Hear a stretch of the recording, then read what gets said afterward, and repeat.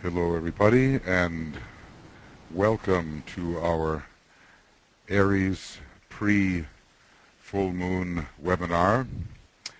The actual full moon will occur tomorrow, April 4th at 12:05, 31 p.m., just after noon GMT.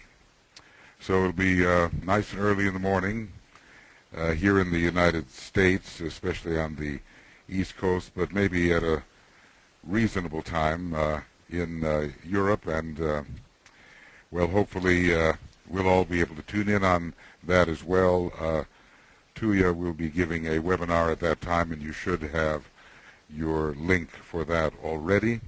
So 12:05:31 tomorrow GMT. This is a most important sign, Aries. It's really the beginning of the higher interlude of the year. And it's a time when we in the University of the Seven Rays and Seven Ray Institute have chosen mostly to have our conference. Occasionally it's in Taurus, but mostly it's at the new moon in Aries. So I'm here in Mesa, Arizona already, or at least in Phoenix. And our conference begins in just a week, really. It begins on the 14th, a little more than a week, the 14th of April, with our pre-conference workshops, ceremonial workshop on initiation, and an esoteric astrological workshop on finding the inner Christ within your chart, that source of love, wisdom within your chart, and then we have our Advancing Seven Ray seminar, which concerns this time the law of repulse, an aspect of the law of love, whereby the soul in you repulses all that does not fit with the advancing consciousness.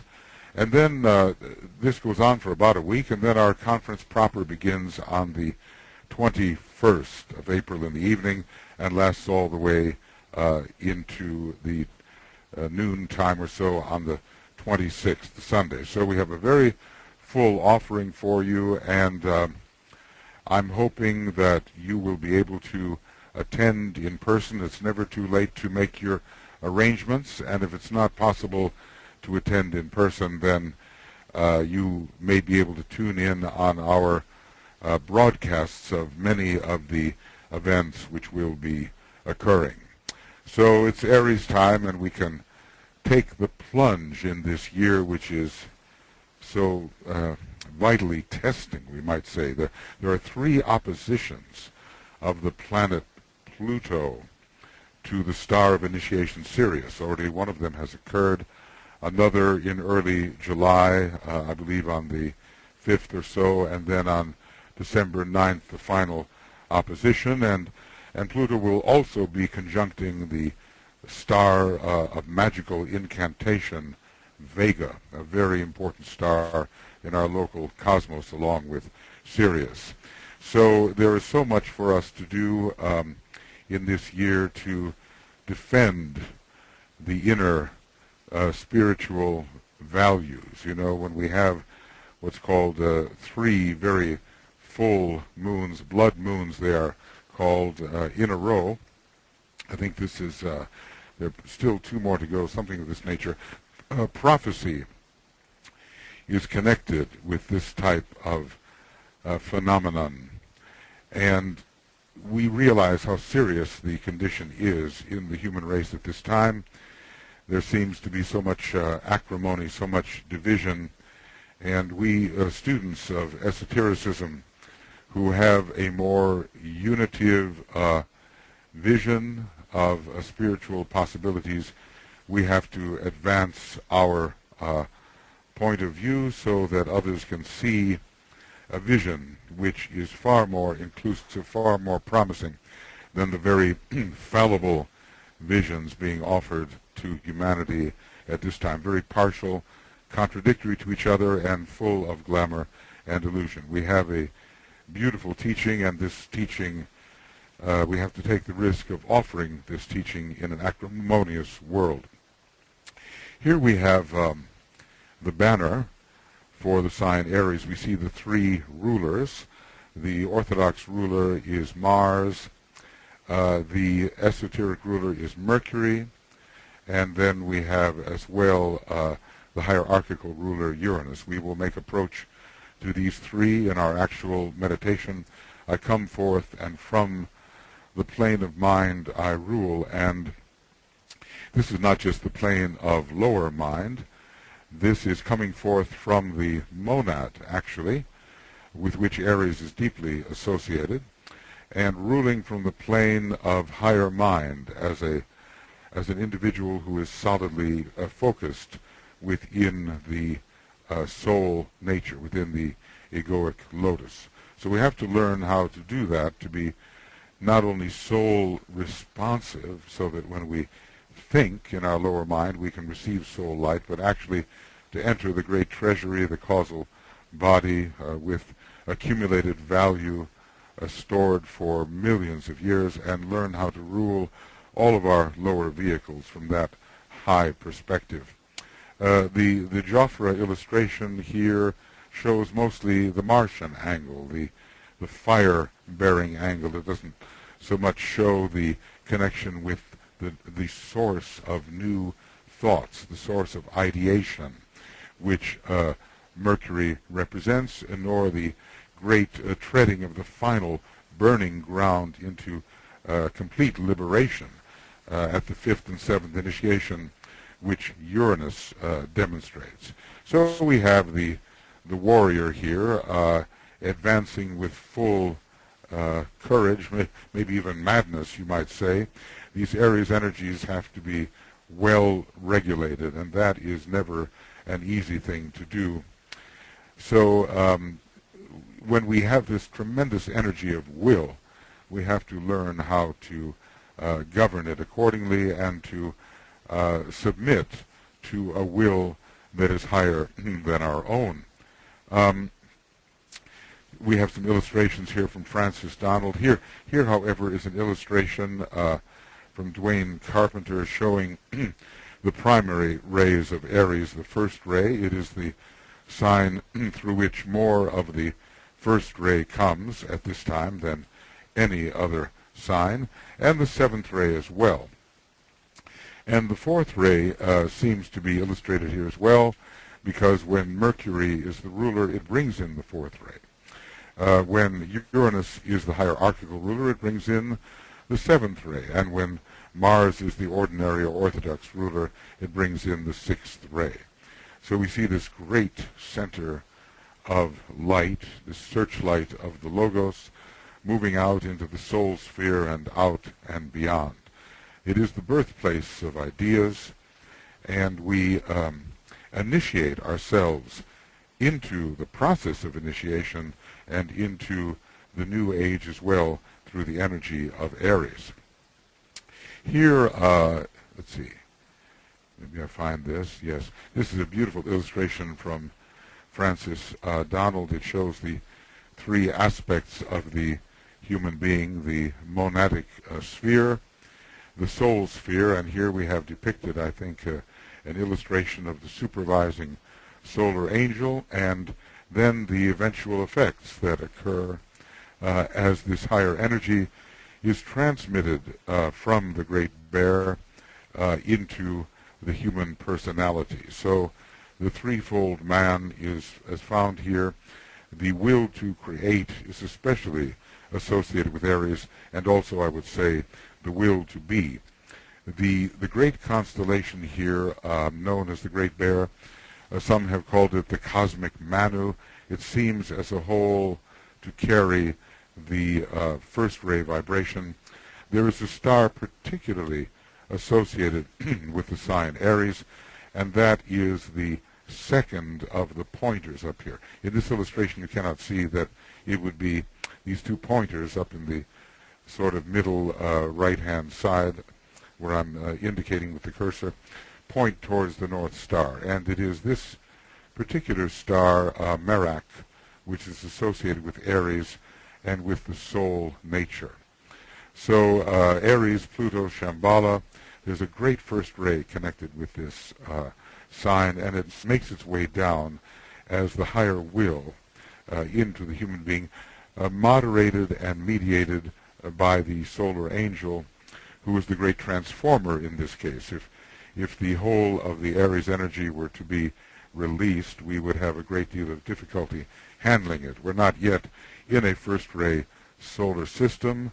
We are essentially on a first-ray planet, but since we are not yet a sacred planet, the first-ray monad of our planet is occultly not yet effective. It will be at some point, and I think especially in the next solar system. We have another beautiful illustration here of the threefold man, with the monad at last impressing through the soul nature the brain of the individual. So from the highest to the lowest, from the first ray and through the seventh ray, this great impression is made. Some of the things that have been said here by Francis, really too much to read right now, but we can get the idea that from Blavatsky we have the idea that matter is the vehicle for the manifestation of soul on this plane of existence, and soul is the vehicle on a higher plane for the manifestation of spirit, and these three are a trinity synthesized by life, which pervades them all. There's always the point within the triangle. Life is all aspects. It's not just the first ray. So we have spirit, soul, and matter synthesized by life, and Aries is a great sign of homogeneous synthesis. Through the one-pointed efforts of the soul, the struggling jiva, that is the extension of the monad, is inexorably drawn towards its true self until finally, after eons of focused endeavor, the disciples' mental, emotional, and physical vehicles are brought into alignment. And the Hierophant depicts this moment when the soul presence penetrates the disciple's brain and thus confirms the fact of the soul's existence. Because so many of us are living, we have heard there is a soul, we sometimes sense there is a higher power, but have we actually confirmed the fact of the soul's radiation and its presence in our life? And this knowledge renders the hitherto assumed reality of the three worlds futile to attract and hold, and is the first sign out of the fourth into the fifth kingdom, or the first step out of the fourth into the fifth.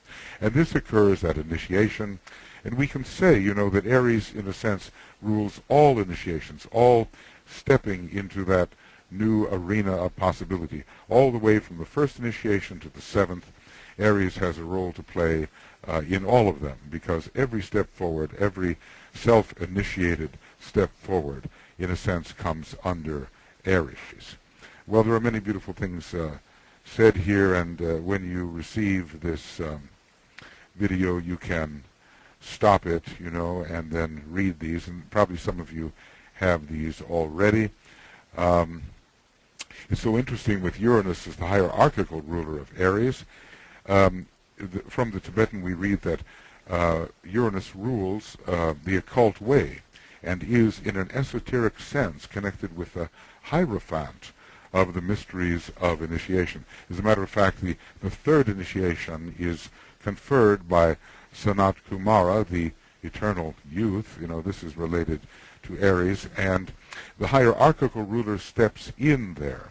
The Hierophant works with the power of Uranus at the third initiation and beyond that point as well. Then the following quote sheds light upon how Uranus and Mercury work together in Aries. Uranus embodies the energy of the seventh ray. Latently, of course, it is the first ray monad of Uranus, but seventh ray at the moment in its soul nature, and its work is analogous to that of Mercury. For the seventh ray is the ray which relates spirit and matter, the highest and the lowest, right, and brings together electric fire and fire by friction, thus producing manifestation. And this is a beautiful thought here for all of us who are interested in the process of fiery liberation, as we tend to be when the Aries energy enters in full force. Uranus leads the soul to the burning ground during the final stages of the path. We're talking about mastership here, and we're talking about stages of evolution which lie beyond mastership. When we talk about the seventh initiation, which the Christ is in process of taking over a number of thousands of years, we're talking about Aries and liberation into the sea of fire. We are talking about what is called the true resurrection. So leads the soul to the burning ground during the final stages of the path, when the fires of Aries and the fires engendered through the potency of Uranus produce the flaming heat of the final burning ground. So what is the final burning ground? Well, for practical purposes, it is the moment when we are losing our causal body to the flames and are liberated into the triadal nature in which we are part of the loving, the willing, and the thinking of the planetary logos, but there are still greater final burning grounds, and on until we initiate our way finally into the way of higher evolution. And Francis has provided us with these quotes and these beautiful illustrations, and we're very grateful to him for having done so. Well, I think that might be enough here for the moment. The Great Bear, the Aries is connected with the Great Bear, and as I've said, this particular star of direction which relates to the soul. All these respond to the influences of the first ray, which is the energy of divine embodied will. More of the will pours through Aries than through any other constellational lord at this time. You know, these constellations actually are embodied by great intelligences that we call lords of the constellations. A super intelligence, a superpowers compared even with the logos of our solar system. So we're dealing with very great beings indeed, and we're learning how, under the first ray, to respond to what is called unavoidable directed purpose. Some of you may have read Esoteric Astrology, and I would encourage you to go deeply into that book, and I've offered a rather extensive commentary on this astrology book to help us get into the depths of the matter, though in a way astrology, the great science of all sciences, well, so far we're simply scratching the surface on what that can mean. So as deep as we try to go, it's still superficial compared to what the great esoteric astrology will offer us. But under Aries, and as in all things, we can take the plunge into something that is new, and that's what I think you'll be wanting to think about at this time. In Aries, there are some keynotes, and I think they're very interesting, so see how they apply to your life. Express the will to be and do. The second aspect is left out of that, but the first and third aspects are found. Unfold the power to manifest. There's so much of the seventh ray through Aries. And look at this one. This is so Martian, isn't it? Enter into battle for the Lord. Well, who is the Lord? The Lord, there are many lords, and one is your soul, your solar angel, the Christ, the Lord of the world, you know, great authorities of will, and we enter into battle on behalf of the higher nature, and not simply engage in personality combat, and arrive at unity through effort. And the keynotes of Aries, try to keep them in mind. They're very beautiful. Creation, being, activity, strife, and finally, synthesis. This is a great sign of synthesis. It rules the soul of India, which has given us the great idea of the Brahman or the Parabrahman, the one great life which synthesizes all lesser lives. So these are beautiful ideas connected with Aries, and we will do our best to keep them in mind as we enter into our meditation. Okay, so that's what we're going to do now. The actual full moon is about, let's see, maybe about 12, let's see, 12, 5, maybe about 16 hours from now, approximately. So we're in this stage of dedication, and we will soon be entering the period of 12 hours before the full moon, which is a day of safeguarding, where we receive and we hold the available energies, and then the 3 days following, days of distribution, where we register that which has impressed us. We operate through a sense of expectancy, and we have a confirmed belief which grounds the energies upon the physical plane. So let's all of us learn to start something new at this time. Not just new from the personality perspective, because that is very limited, but new in terms of the impulses conferred upon us by our higher self, whether that self be the soul, the triad, or the monad, or the hierarchy itself. We attempt to respond to the higher intelligence and to the divine will in a new way, and inaugurate and initiate aspects of the divine plan which over the next 10 years, the last 10 years in the era of the Forerunner, will bring humanity into a much safer and spiritually empowered place. Okay, friends, so let us begin our meditation.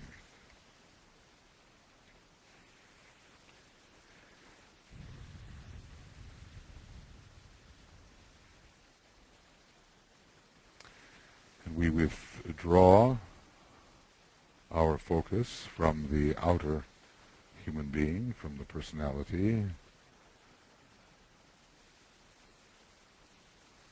We let the outer human being be quiet, poised, and peaceful. We withdraw also from our sentient emotional vehicle, and we also disengage from the specifically concrete mind. We will use the mind of meaning, which is the soul mind, but not so much the concrete mind per se. We are the soul in incarnation, a projection of the spirit, the monad, the being which we are.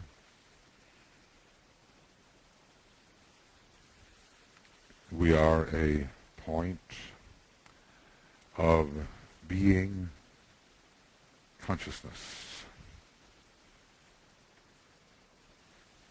And we enter into both being and consciousness.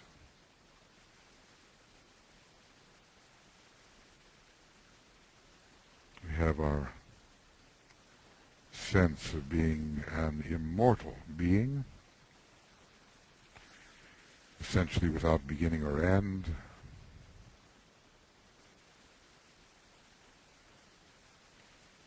functioning within a certain sphere of consciousness.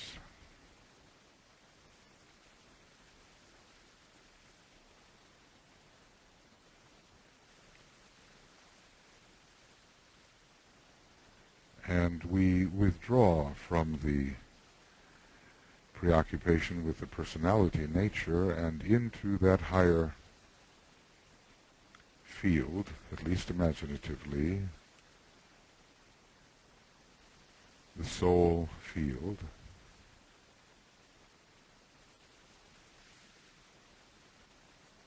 a field of spiritual light and love and power, of sacrificial will,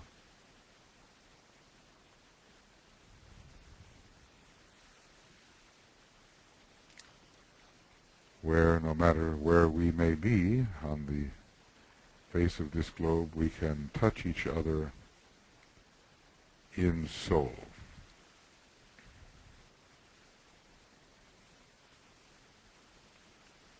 we get the sense of participating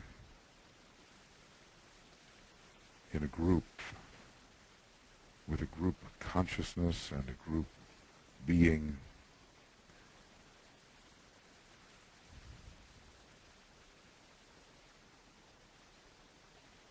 In fact, we are one being,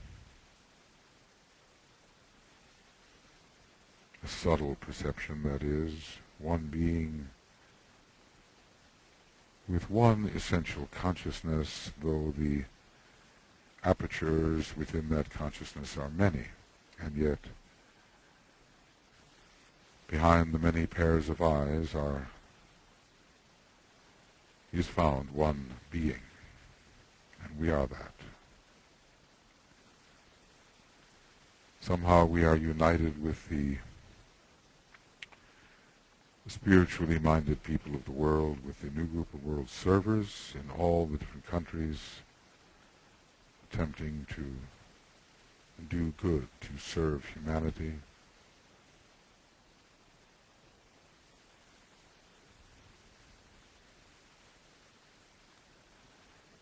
We are united with the men and women of goodwill. We visualize that union. It's a soul union, really.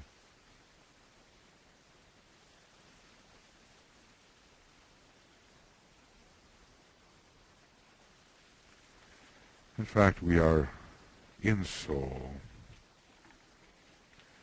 united with all human beings, whether they are in the body or out of the body.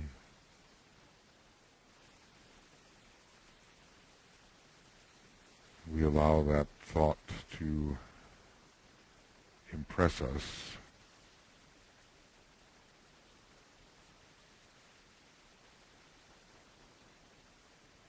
We do have an essentialized spiritual relationship with all human beings, whether they are manifesting at a high level or at an intermediate or low level in their personality.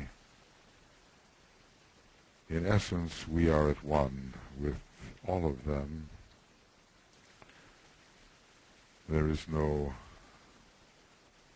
my soul or thy soul. Only the one simultaneous, multi-leveled consciousness.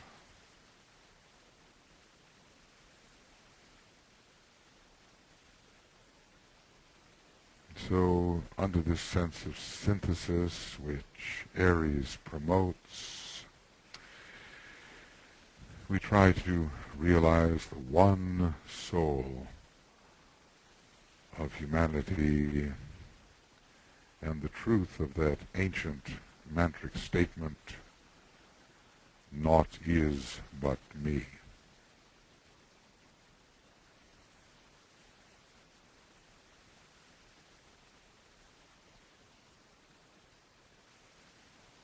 And this means we have temporarily disidentified ourselves from our personality nature and even from our egoic nature. And we are, at least imaginatively, entering the one, becoming the one. We do remember that Aries is the first sign of the zodiac associated with the one.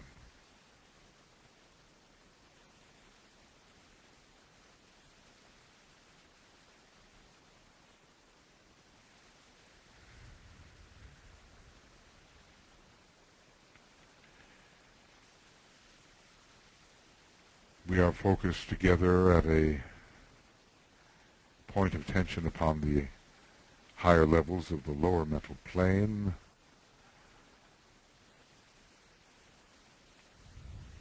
We are responsive to the will aspect of the soul,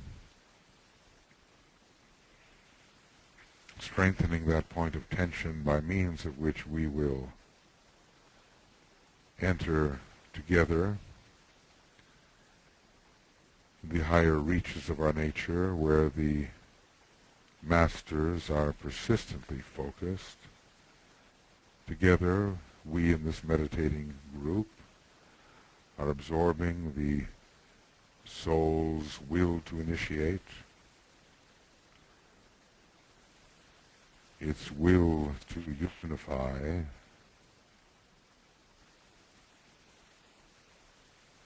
its will to evolve, its will to harmonize, its will to act under the fifth ray, its will to cause, and finally its will to express. We are focused together at an intensifying point of mental tension.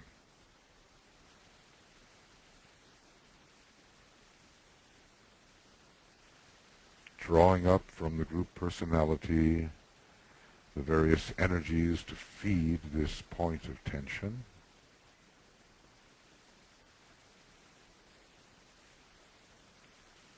And from our point of tension on the lower mental plane, we imagine, we use the imaginative faculty to see each one of us a dual stream of colored energy, the colors of our soul and personality ray, if we know them, or use indigo otherwise. But the first ray, red, the second ray, indigo, the third ray, green,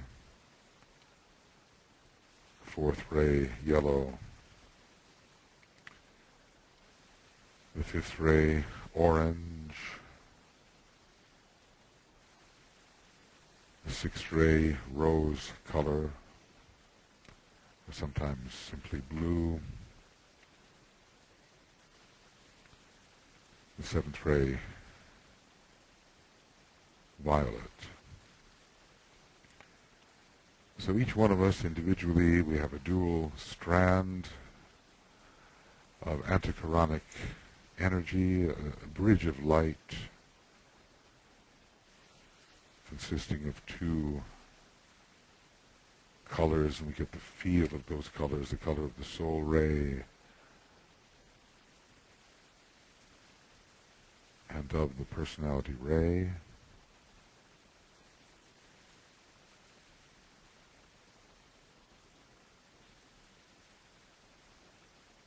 And of course, the entire group has produced all the colors, because we have personalities on all the rays.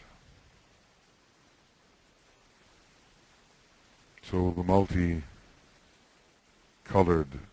group rainbow bridge rises, at least imaginatively, into that realm of abstraction we call the spiritual triad,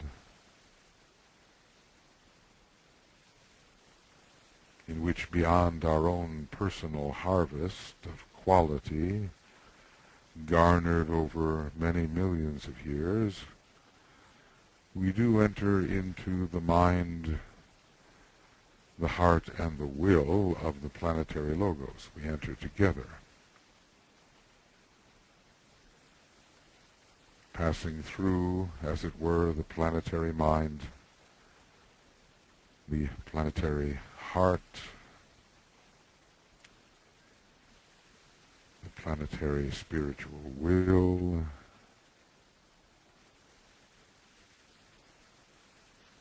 and anchoring ourselves in the, let us symbolize it as a blue-white diamond, the nature of the monad, of being.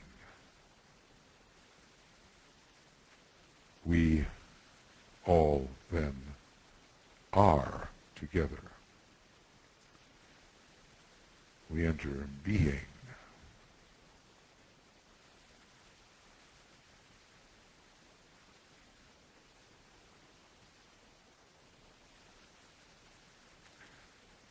So, across the triple triad and into the point of being, we project from our point of tension on the mental plane a flash of white light going from that point of tension all the way to the monad, at least imaginatively. And we will use a word of power. There are 7 words of power, and normally you would use it according to your soul ray, but we will, in the group sense, use the second ray word of power. I see the greatest light. So we'll do this together across the multicolored rainbow bridge. This flash of living light imagined.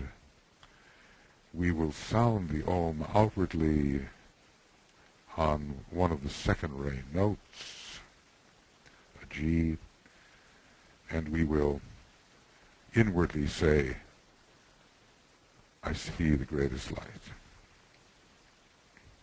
3 times then.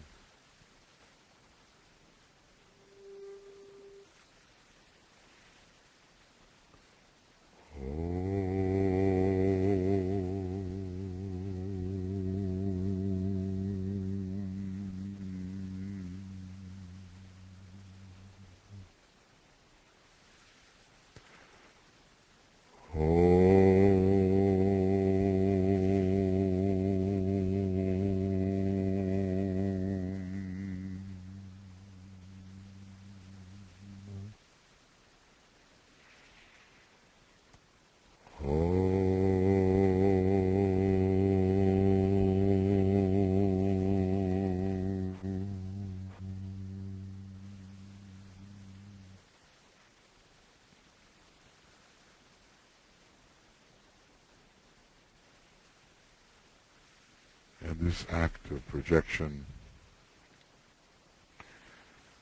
anchors us, at least imaginatively, in the highest aspect of our nature,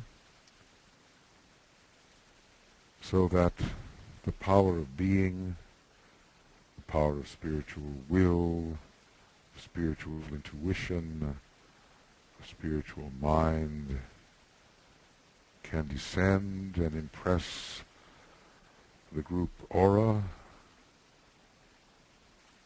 and from the realm of ideas over which Aries rules, ideas can descend and make impression upon the group aura,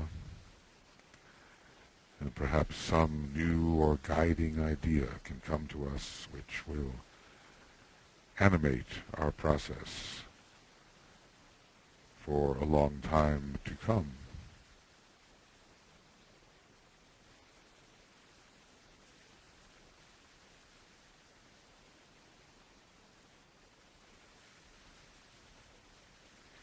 Initiation is always about penetration into the new.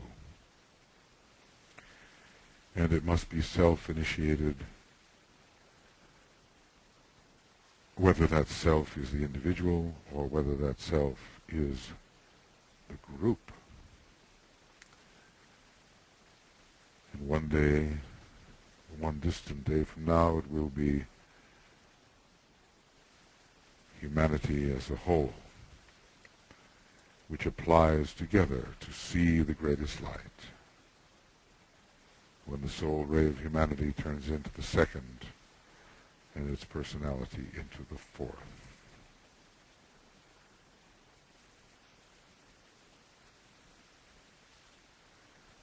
So we are going to try to come in contact with certain energies which are potently available at this time. It's not lost on us that the full moon is occurring very close to the actual conventional day of Easter, when so many human beings, really millions, even billions of human beings, are aware of the Christ story and his resurrection. So it's a unique opportunity to blend the meditative approach of the students of esotericism with the expectant approach of many human beings who are not esoterically informed, but who nevertheless aspire towards that which will uplift them.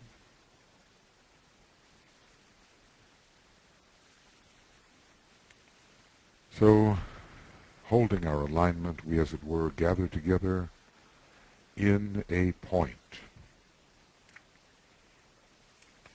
the kind of dimensionless point of power which one day will go through the eye of the needle into liberation, but which for now we imagine as a point of spiritual will, spiritual loving intuition, spiritual mind.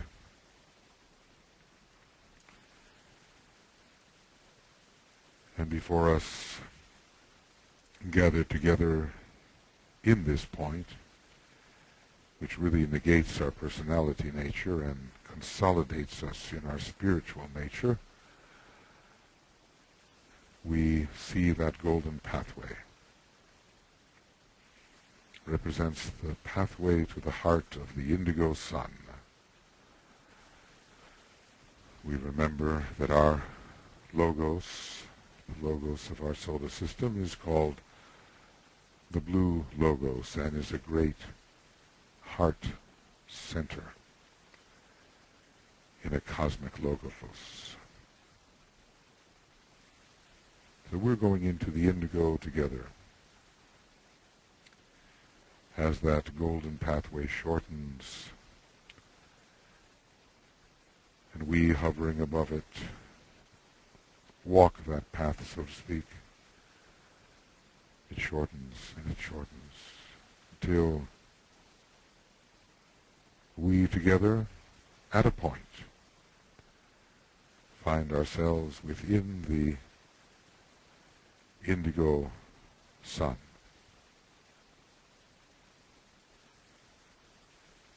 Where we will imaginatively encounter the consciousness of Master DK, the mind and consciousness,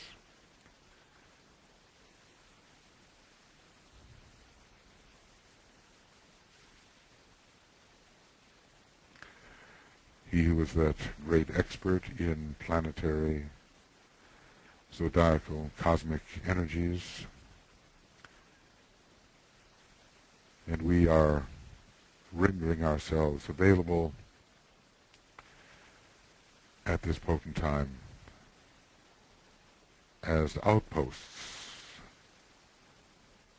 of his consciousness, so that we can understand more deeply the energies available to us. That's what we want to do. Make our intelligent, identificatory approach to the available energies so that they can flow through us, empower us, help us apply them for the betterment of the world. It is Aries that is really, says the Tibetan, initiating the New Age. And each in our tiny little spheres, we have the opportunity also to initiate the New Age within ourselves and within a wider wider sphere.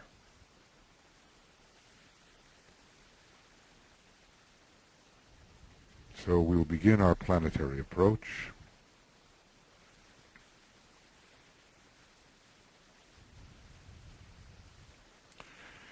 We'll be at union with the Masters, whom we salute, in making this planetary approach. We will offer our salutations in one Om to the Christ, to the Master M, KH, and DK, the triangle of Masters with whom we most closely work, our own Master, whomever we conceive or know that to be, and really the entire spiritual hierarchy. Let us spend a moment visualizing them. And we will offer the Om as we stand in solidarity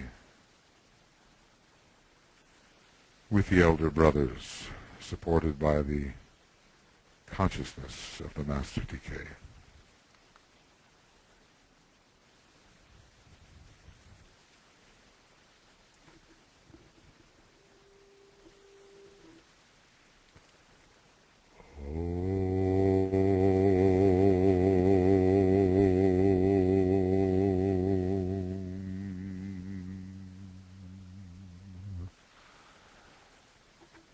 Salutations to all the great ones with whom we stand in solidarity.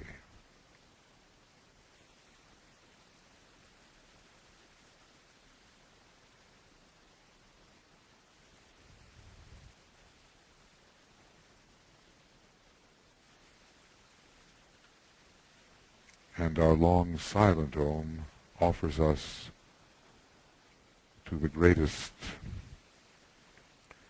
center of power we can practically conceive, and that is the Lord of the world, Sanat Kumara. We can only approach as a group, but we seek to do his will as we attempt to approach the available energies and distribute them. And so, imagining the Great One at the heart of Shambhala, we sound a long, silent Om,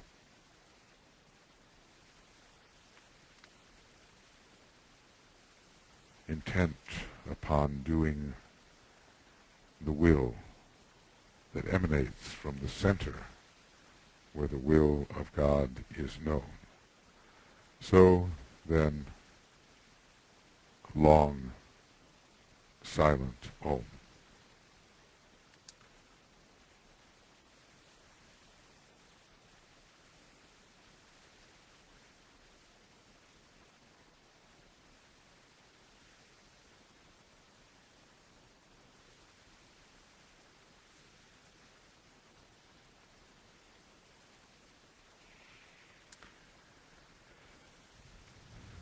Whatever energies we may contact together as a group, we want to apply them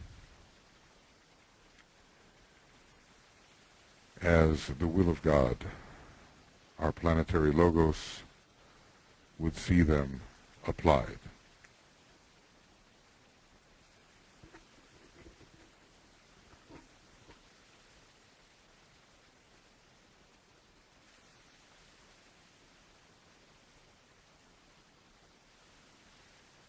And so, with solidarity, aware of the hierarchy, pledged to do its will and the will of the King, and supported by the illumined consciousness of Master DK, we move towards an understanding of the energies available to us. They are real, they are here, They are especially intensified at this time, and we can feel them.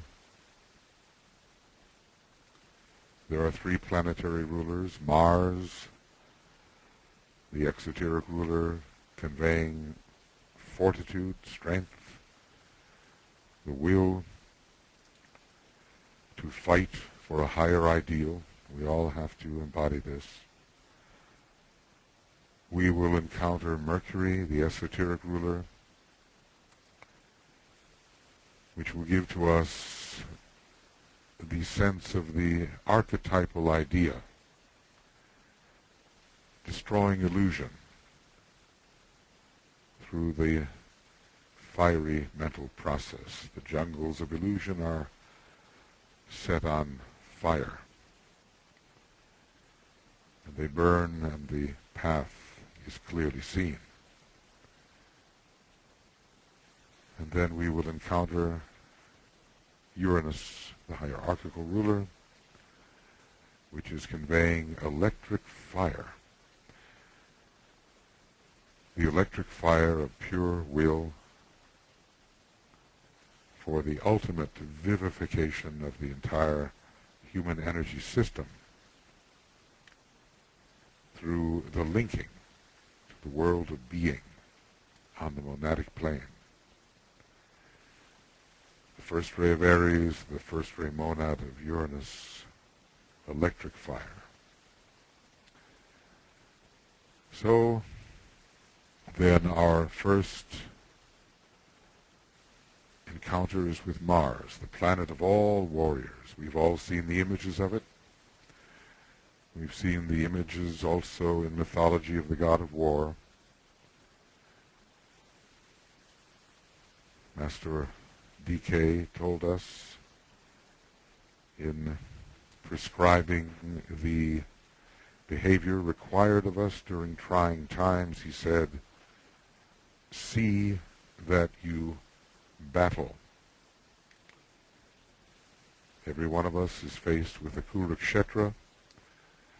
The forces are divided and confront each other, and we have to choose alignment with the higher forces.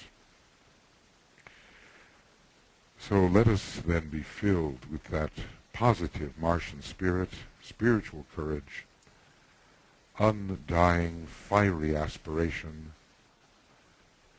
towards fusion with divinity, and for the successful manifestation of the divine ideal as embodied in the divine plan, both for our individual lives and for our groups, and finally for all of humanity.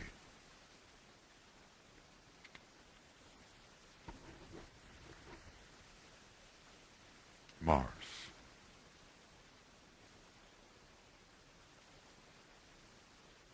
We open our consciousness to the impression born upon the Martian stream of energy. How can we apply it? How can we receive it, apply it? How use this particular very available energy in a positive way, and not in a way that simply causes friction and separation.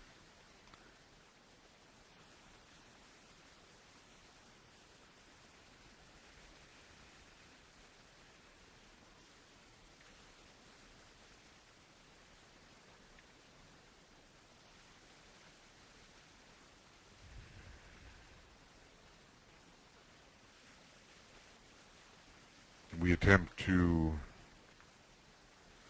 realize the areas in which our groups need this energy, these Martian qualities.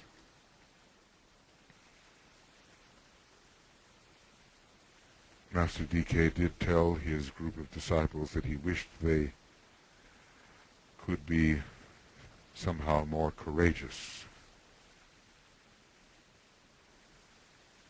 And maybe this applies to us as well.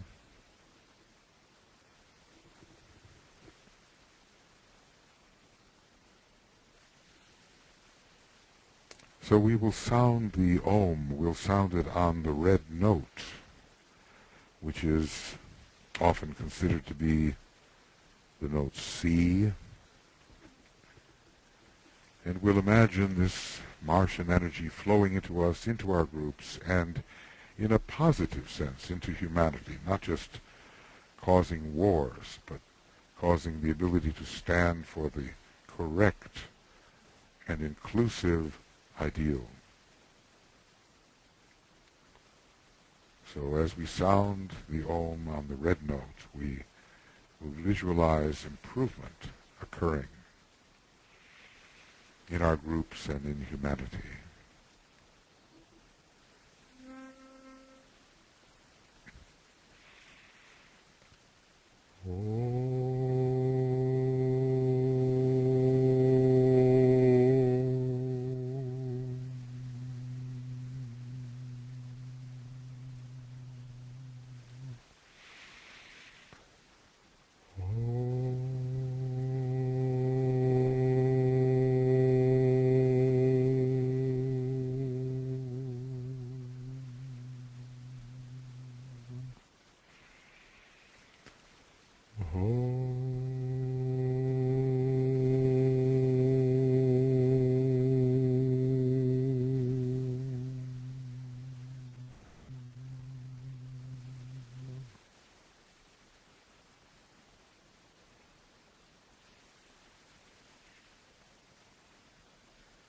So let us have the strength to do what we know is right. Let us have the courage really to do it. It will be different for each individual, different for each group, but let us have the courage so to do.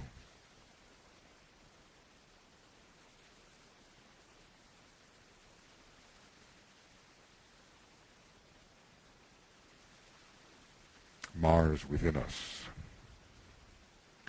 Mars serving the divine plan.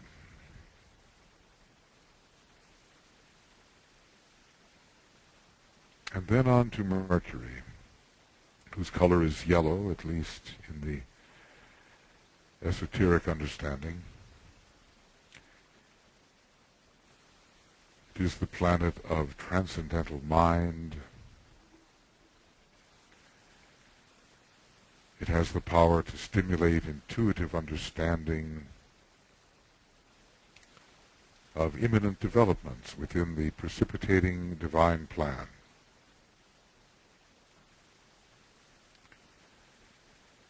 It's the esoteric ruler of Aries, and it is connected with Aries as the birthplace of divine ideas coming minimally from the Buddhic plane, the plane of intuition. So new ideas come to us, the transmitter of new ideas, and the bridge between the archetypal worlds and the worlds of form, traveling between the formless worlds and the worlds of form with speed and light.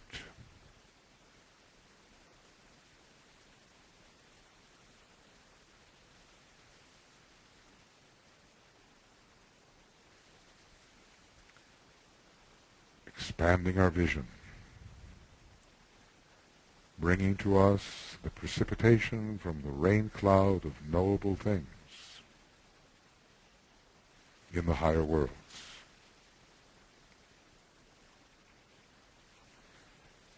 Maybe someday helping us penetrate into the rain cloud of unknown things.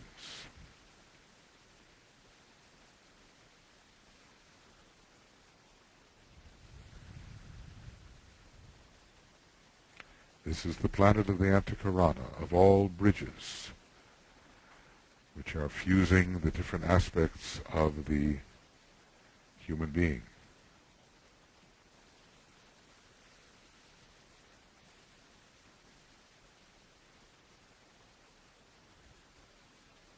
This is our receiving antenna. bringing into our orbit of consciousness those beings that we call true ideas.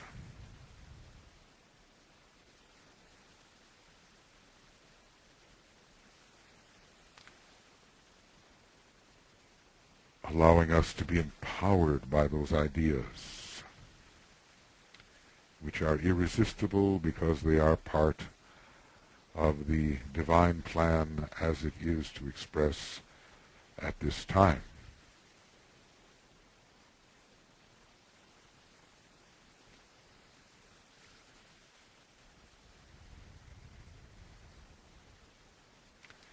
So how do our groups need this energy of Mercury?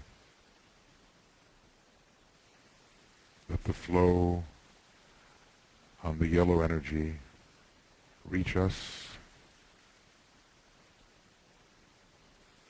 reach into our groups,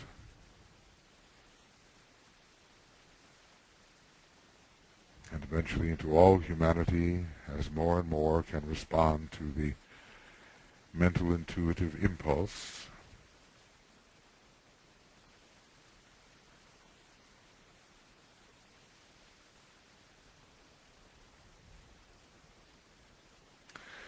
How much more illumined we could be if we received the energy of Mercury in the right way. Not just the concrete mind, which is important, of course, but the sun of mind and the abstract mind and the transcendental mind and finally the nirvanic mind of Atma.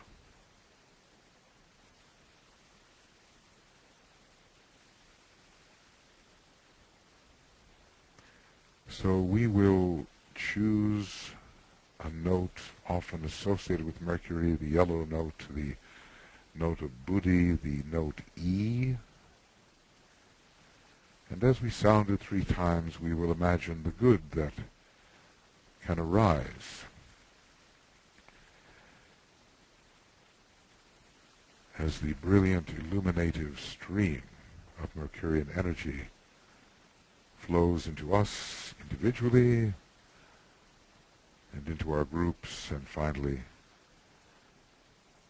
into all humanity one day.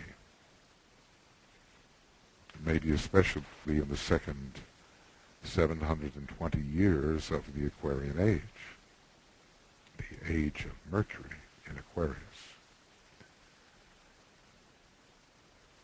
So let us see the good effects. As the energy flows, we'll use the note E.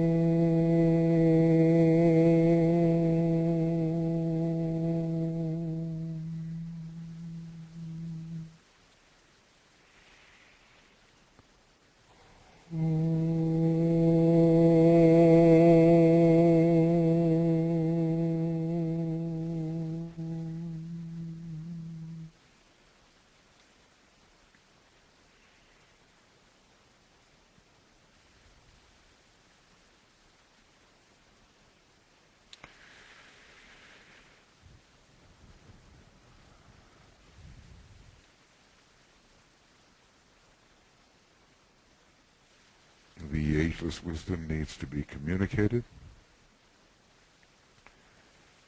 Mercury, the planet of communication, Master DK, the messenger of the masters, so much identified with Mercury.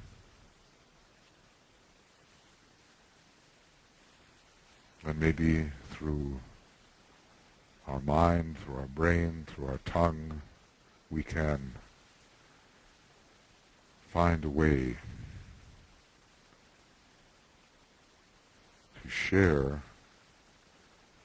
the new thoughts of the ageless wisdom, the ideas which are coming to birth in Aries, we can share via Mercury. These thoughts, because they are like life itself, they can raise the dead to life. So let us be intent on communicating the great inspiring ideas and their thoughts of the ageless wisdom to those who are in need of these ideas.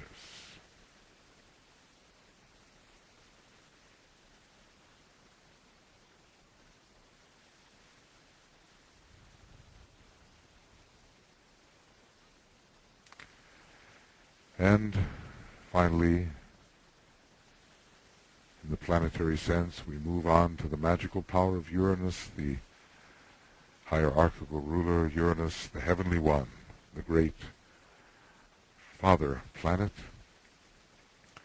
monadically the home of fire, electric. And this power of Uranus to bestow the inspiration for a total transformation and renewal of the individual and the group personality, and also, finally, the personality of humanity.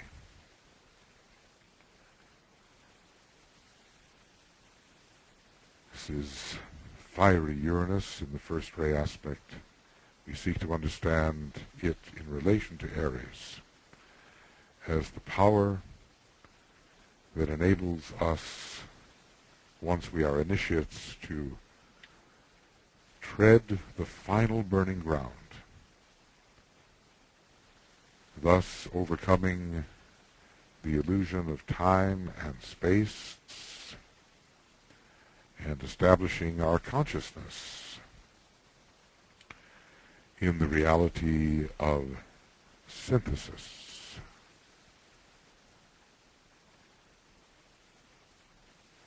First the seventh ray of Uranus, and then finally Uranus is the home of electric fire in its first ray monadic nature. You can visualize the glyph of Uranus, visualize the planet Uranus, its blue-green color.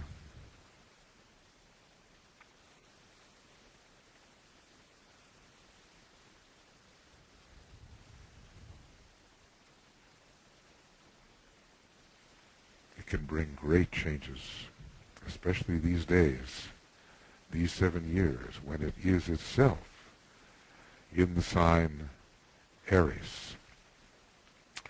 And at this point, at the point of the full moon, the Sun and Uranus are conjuncted in Aries.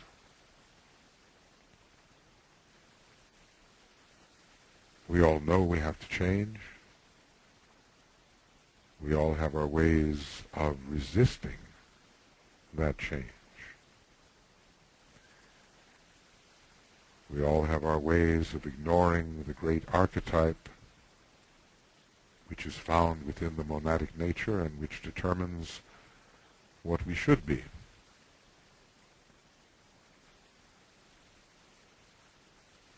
But with the power of Uranus, we can be that, and a great reconfiguring can occur, a repatterning of our lives.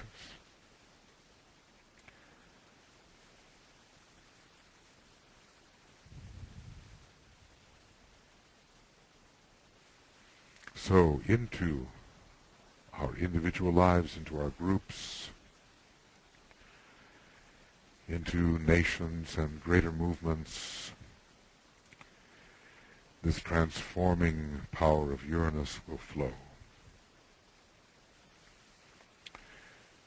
And we'll imagine that it does so. We'll imagine that it does flow. We'll visualize the seventh ray color of Uranus, the color violet.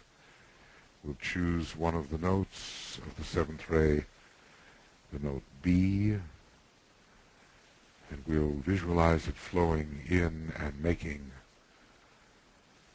the necessary changes.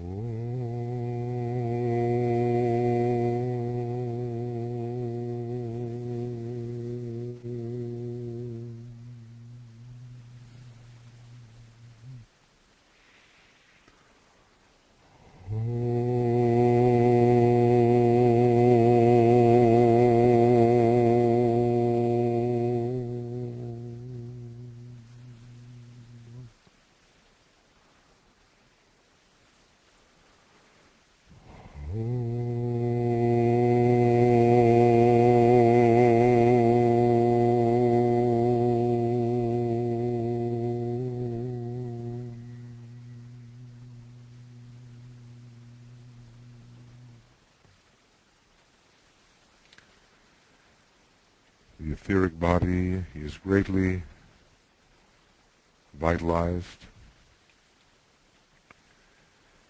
by Uranus, by the seventh ray. And this is the emphasis during the New Age, which is an etheric age. A vivification of our vital body,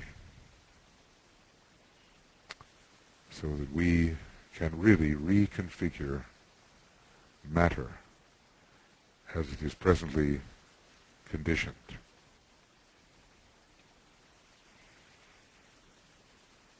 And so these planetary energies are available to us: Mars, Mercury, Uranus, and let us attune to them and in our life situations see how we are using them appropriately at this time of the approaching full moon, during the full moon and following, during the days of distribution.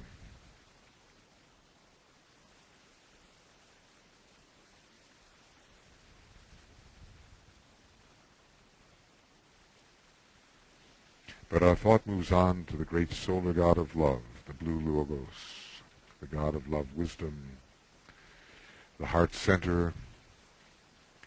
In its still greater cosmic Logos, we are all of us, regardless of planet, regardless of nation, race, regardless even of ray. We are all on the second ray of the great blue Logos, the god of love, wisdom.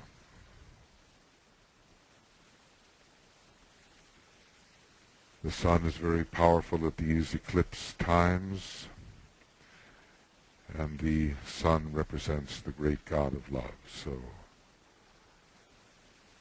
we are all units of the sun. We are that which has its home within the sun, or finds its home within the sun. The spirit finds its home within the sun. And we pause for a moment to visualize ourselves as units of love wisdom. If we can express love wisdom, we will change the world.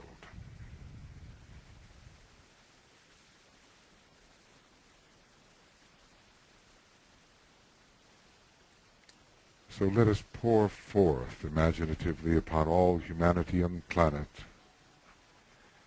love, wisdom. Love, wisdom on the note G.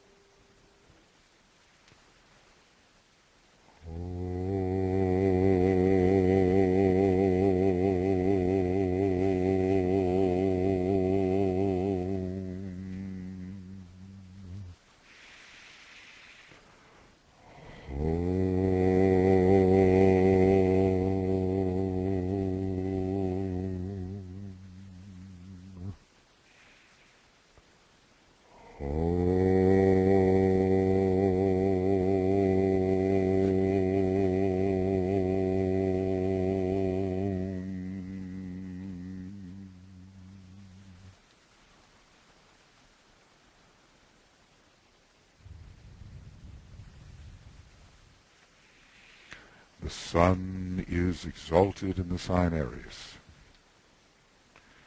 That has profound meanings. But the great solar nature is at its peak in the sign Aries.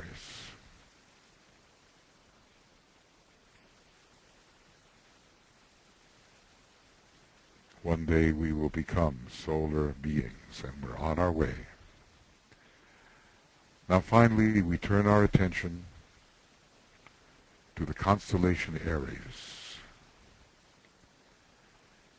Aries the ram, radiating its peculiar quality of light, as it's called by the Tibetan, the light of life itself. This is, he says, a dim point of light found at the center of the cycle of manifestation, faint and flickering so far, until our next solar system on the first ray. It is the searchlight of the Logos seeking out that which can be used for divine expression. It carries the great will to create. It is ultimately an irresistible force. The light of life itself.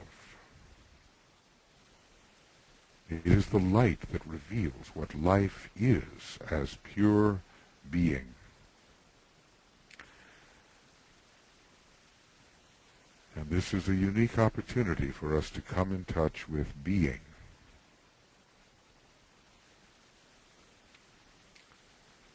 Which is more than quality. It is life itself.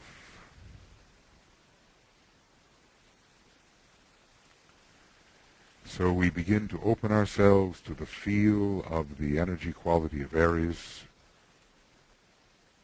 realizing its profound connection to the first ray, to the seventh ray, and through its rulers to rays 6 and 4 and 7.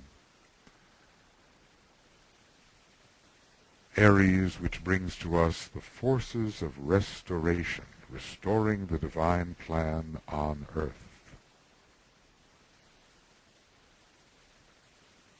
As it is meant to be.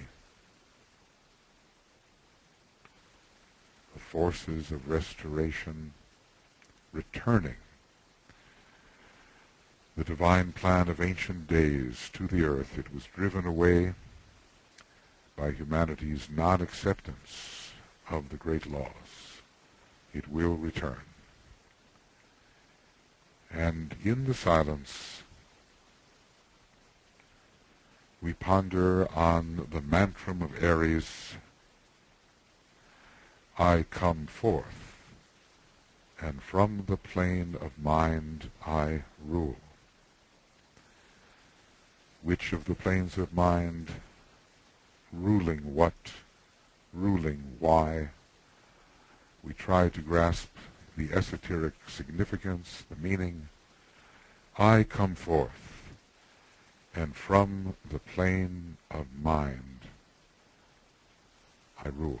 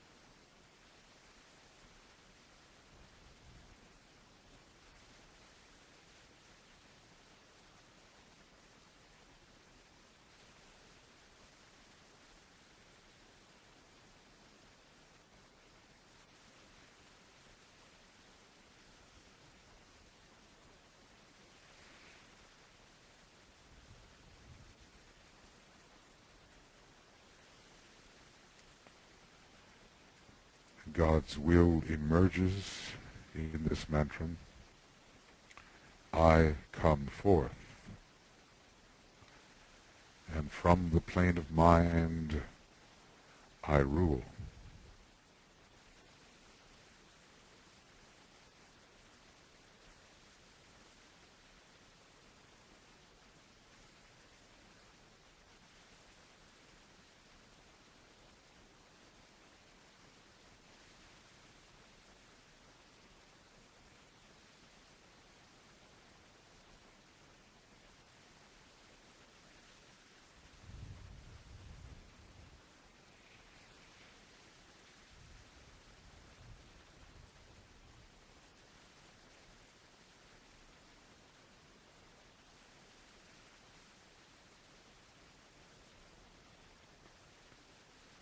In Pisces, we acquiesce to the will of God, and in Aries, we are endowed with the power to carry it out.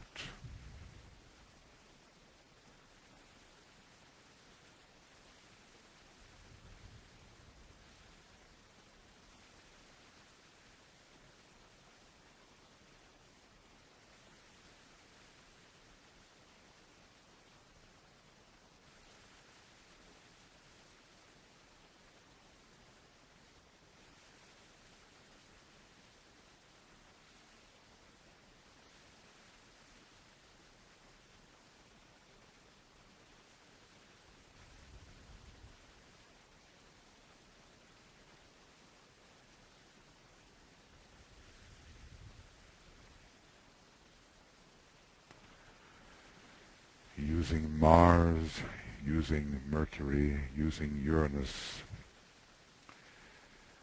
using their rays, using the first ray and the seventh ray, the will of God can be carried out through the ruling mind.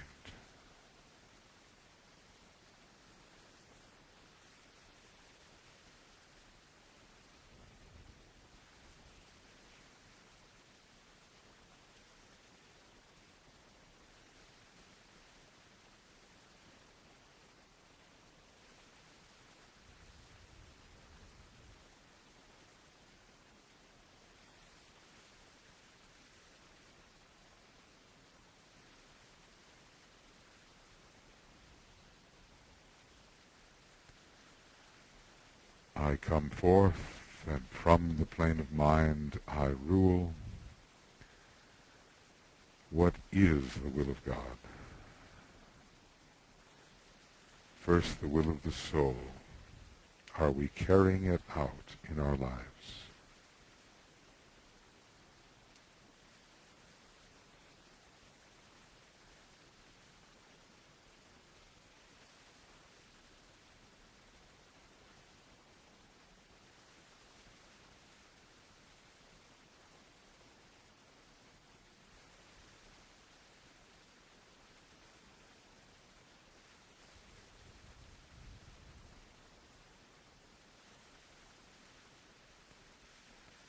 Are we carrying out the will of the solar angel,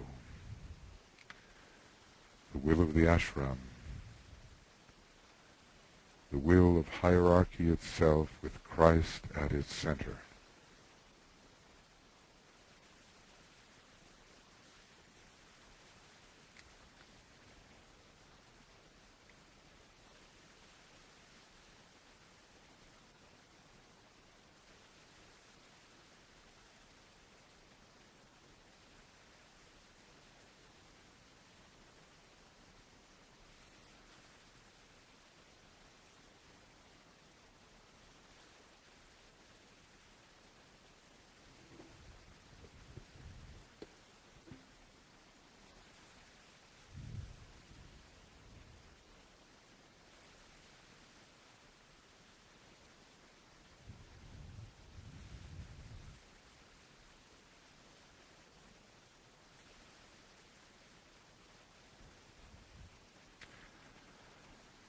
Are we effective in impressing the higher will upon our lower lives?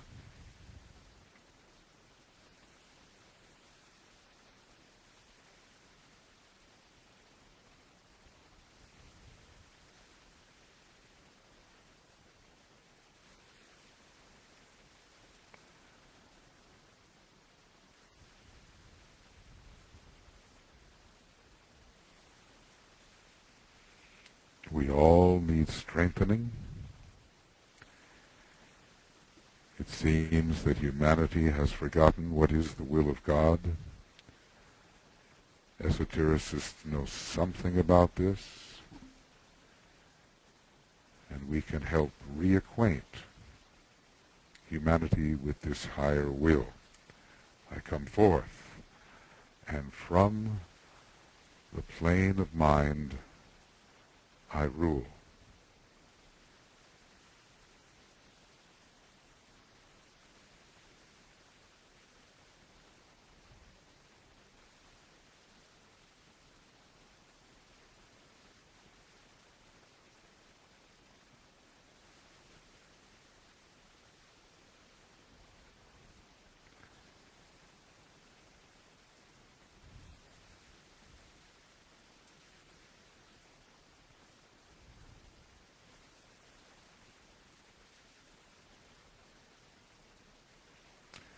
Let's keep this in mind as the hours pass, leading us to the actual moment of the full moon, the intensification of the energies. We'll stay with it, holding the mantram in mind, holding our alignments in mind, functioning as an extension of the spirit soul, and not simply as a self-willed personality. On these days, the higher will means something to us, and we seek to live in accordance with this higher will as we can appreciate it.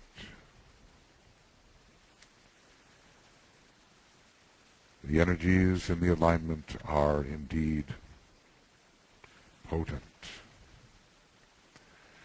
All the way from the Pleiades, which is the hub of our great super constellational deity that we call the one about whom naught may be said, into that heart in the head center, in which every constellation of the zodiac, including Aries, has its place, and on out through the great pair with its potent first ray, and into our local 7 suns, of which our sun is one. From cosmic sources comes the energy into our solar system through Mars, through Mercury, through Uranus, and to Shambhala on our planet,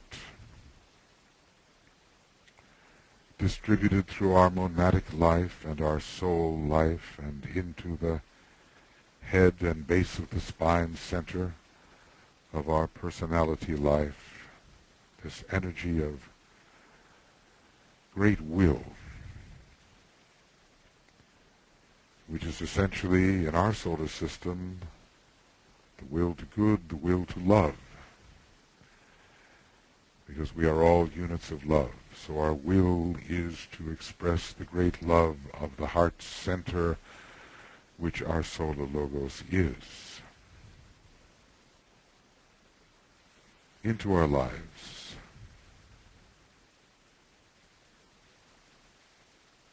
Affecting for the good all human beings, could they but receive it. And we know we have a troubled world. During these years of the era of the Forerunner, we know that 2 first-rate planets are doing their work before the Christ can reappear. Vulcan and Pluto doing their work, breaking clearing away, raising up for all to see the negativity. But the will of God will be done. And we are all part of that, so that there can be a rising of humanity, a resurrection for humanity, a rising into the kingdom of God, the fifth kingdom. Aries, the sign of resurrection. So let us scan our globe, and especially humanity, for the places where, and the situations where, this Aries energy needs to be applied.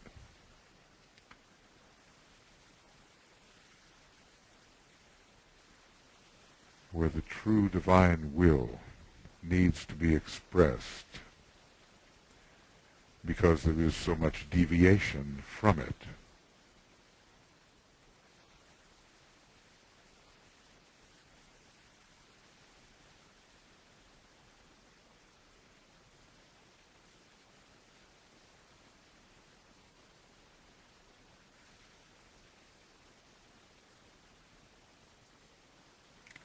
And we're going to sound the Om 3 times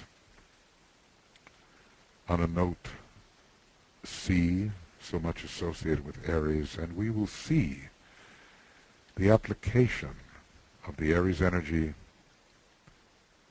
bringing about better conditions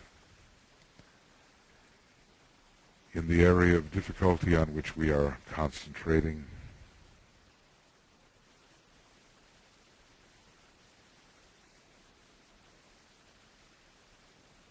So that perhaps something really new and in line with the plan can be initiated.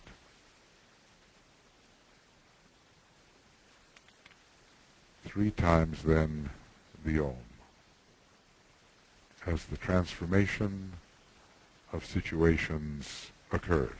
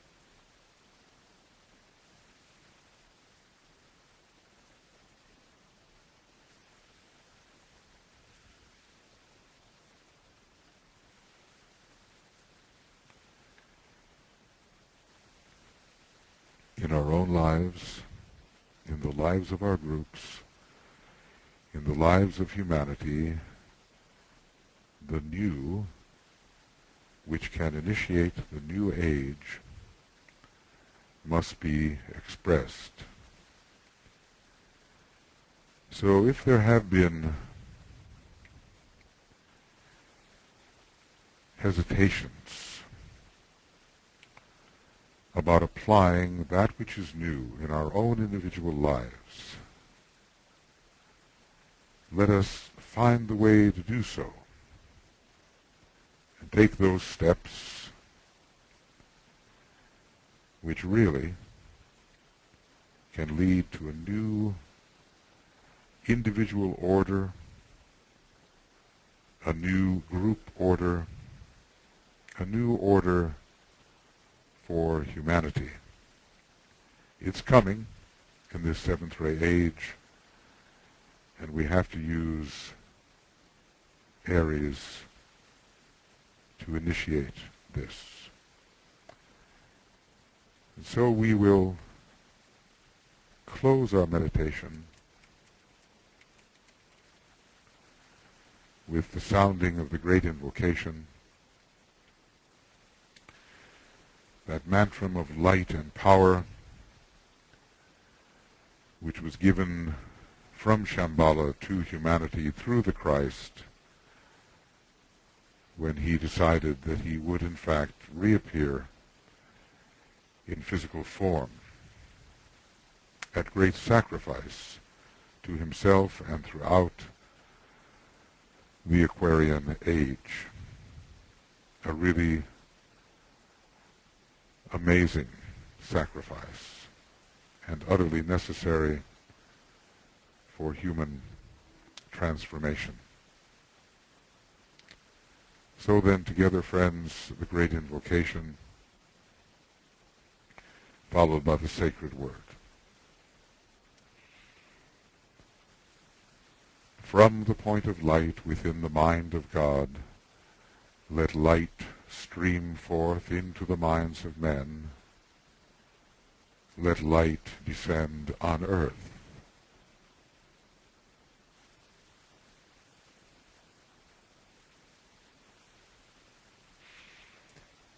From the point of love within the heart of God, let love stream forth into the hearts of men.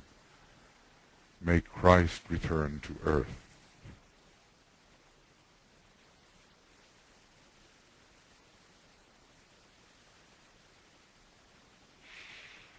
From the center where the will of God is known, let purpose guide the little wills of men, the purpose which the masters know and serve.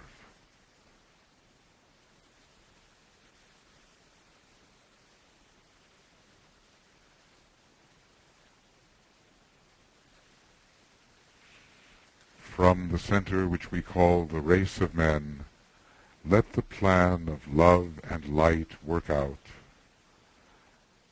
and may it seal the door where evil dwells.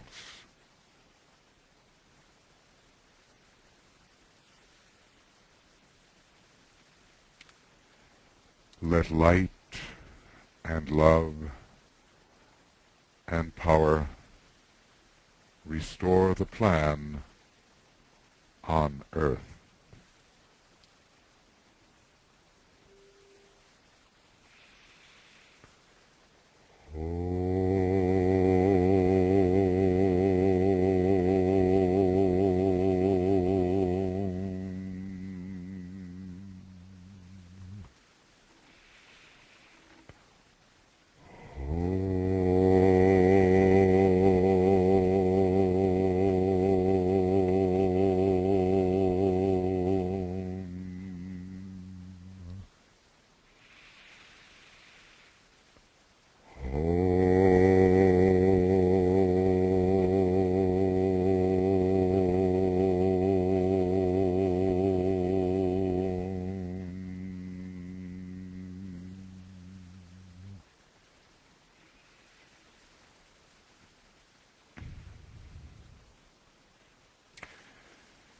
Thank you. The full moon itself, remember, at 12:05 and 31 seconds p.m. GMT Universal Time.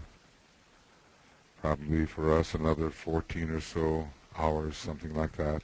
And our exact full moon webinar this time begins at 11:07 GMT, just about an hour.